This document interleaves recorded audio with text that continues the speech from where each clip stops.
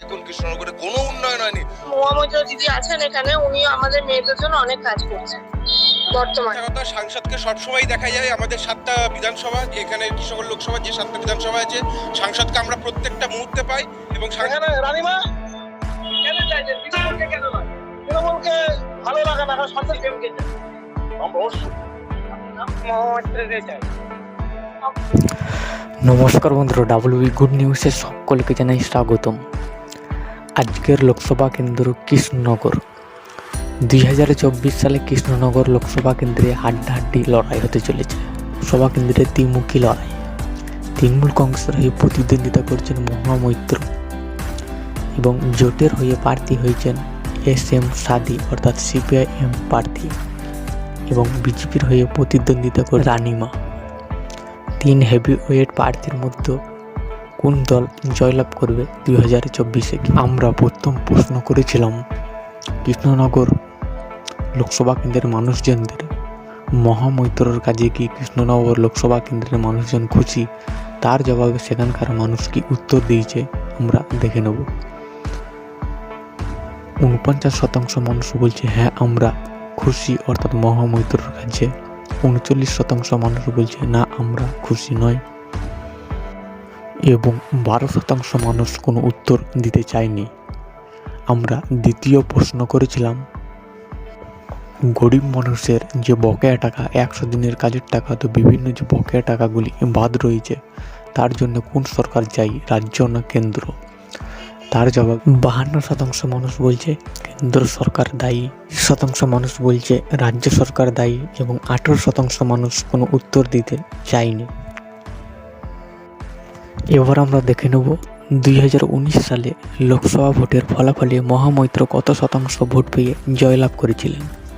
2019 সালে টিএমসি প্রার্থী অর্থাৎ মহামৈত্র 6,14,872টি ভোট পেয়েছিলেন এবং 45%, এবং 10% ভোট ইনক্রিজ করেছিল অর্থাৎ প্লাস খাইছিলেন মহামৈত্র, এবং কল্যাণ চৌবে 5,51,654টি ভোট পেয়েছিলেন এবং দ্বিতীয় স্থান অধিকার করেছিলেন, এবং 13% ভোট ইনক্রিজ করেছিলেন অর্থাৎ বেড়েছিল, এবং জোট প্রার্থী 20% মাইনাস খেয়েছিলেন এবং 1,20,000 ভোট পেয়েছিলেন। এবার দেখে নেব 2021 সালের বিধানসভা নির্বাচনের ফল অনুযায়ী কোন দল এগিয়ে রয়েছে এই আসনটিতে। 7টি কেন্দ্রের বিধানসভার ফল অনুযায়ী কোন দল এগিয়ে রয়েছে, কোন দল পিছিয়ে রয়েছে। ফল আমরা দেখে নেব পলাশীপাড়া বিধানসভার ফল। মীনাক্ষী ভট্টাচার্য অর্থাৎ তৃণমূল কংগ্রেসের প্রার্থী ভোট পেয়েছিলেন 1,10,274টি এবং 54% 51,336 ভোটে জয়লাভ করেছিলেন অর্থাৎ পলাশীপাড়া আসন থেকে। বিজেপি প্রার্থী ভোট পেয়েছিলেন 58,938টি এবং 29%। সিপিএম পেয়েছিলেন 26,228টি ভোট এবং 13%। পরবর্তী বিধানসভা আসন চোপড়া। AITCর প্রার্থী অর্থাৎ তৃণমূল কংগ্রেসের প্রার্থী ভোট পেয়েছিলেন 73,866টি এবং 35%, যে জয়ের মার্জিনটি অর্থাৎ 12,118 ভোটে জয়লাভ করেছিলেন।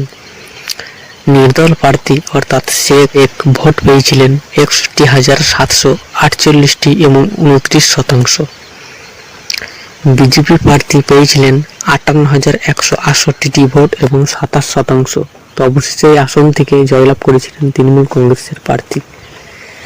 পরবর্তী বিধানসভা আসন নবদ্বীপ। তৃণমূল কংগ্রেসের প্রার্থী অর্থাৎ ভোট পেয়েছিলেন 1,02,170টি এবং 49%, 18,571 ভোটে জয়লাভ করেছিলেন।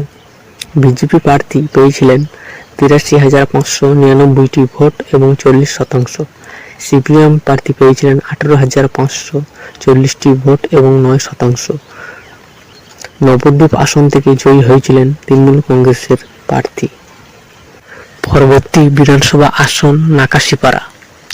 এআইটিসি অর্থাৎ তৃণমূল কংগ্রেসের প্রার্থী ভোট পেয়েছিলেন 1,04,812টি এবং 55%, যে জয়ের মার্জিনটি অর্থাৎ 21,271 ভোটে জয়লাভ করেছিলেন।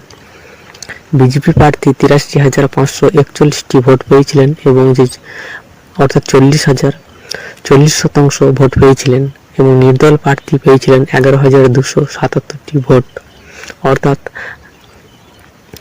নাকাশিপাড়া আসন থেকে জয়লাভ করেছিলেন এআইটিসির প্রার্থী। পরবর্তী বিধানসভা আসন কালিয়াগঞ্জ। তৃণমূল কংগ্রেসের প্রার্থী ভোট পেয়েছিলেন 1,11,696টি এবং 53% এবং 46,987 ভোটে জয়লাভ করেছিলেন। অভিজিৎ ঘোষ পেয়েছিলেন 64,709টি ভোট এবং 31%। কংগ্রেস প্রার্থী পেয়েছিলেন 25,000 ভোট এবং 12%। পরবর্তী বিধানসভা আসন তেহট্ট। তৃণমূল কংগ্রেসের প্রার্থী তাপস কুমার সাহা ভোট পেয়েছিলেন 97,848টি এবং 45%। 6,915 ভোটে জয়লাভ করেছিলেন। বিজেপি প্রার্থী পেয়েছিলেন 90,933টি ভোট এবং 42%। সিপিআই পেয়েছিলেন 23,239টি ভোট এবং 11%। তেহট্ট আসন থেকে জয়লাভ করেছিলেন এআইটিসির প্রার্থী। পরবর্তী বিধানসভা আসন কৃষ্ণনগর উত্তর। বিজেপি প্রার্থী অর্থাৎ মুকুল রয় ভোট পেয়েছিলেন 1,09,357টি এবং 54% ভোট পেয়ে 35,089 ভোটে জয়লাভ করেছিলেন কৃষ্ণনগর উত্তর আসন থেকে। এআইটিসির প্রার্থী অর্থাৎ টলিউড প্রার্থী কৌশনী মুখার্জি পেয়েছিলেন 74,268টি ভোট এবং 37%। আইএনসি অর্থাৎ পেয়েছিলেন 11,460টি ভোট। অবশেষে এই আসন থেকে জয়লাভ করেছিলেন মুকুল রয়। তো 2024 সালে এই আসনটি কোন দল দখল করতে চলেছে অবশ্যই ভিডিওর কমেন্ট বক্সে জানিয়ে দেবেন।